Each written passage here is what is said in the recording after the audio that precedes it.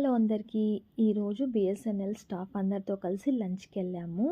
అసలు వాళ్ళతో మాకు పనేంటి అనుకుంటున్నారా? మా అత్త బిఎస్ఎన్ఎల్ స్టాఫ్ అనమాట.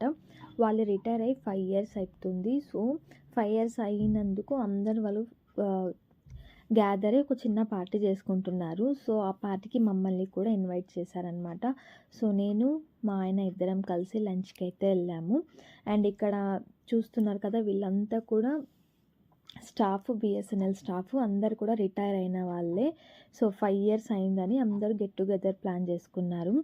సో, లంచ్ వీళ్ళతో కలిసి చేయడం చాలా అంటే చాలా హ్యాపీగా ఉంది.